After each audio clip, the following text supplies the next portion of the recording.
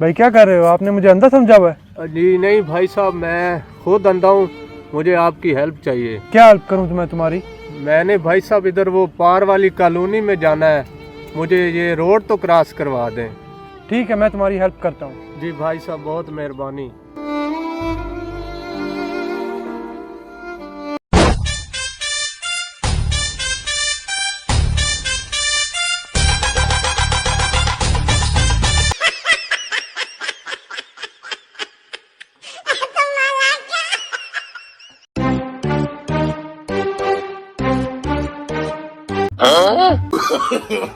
No, no, no, no.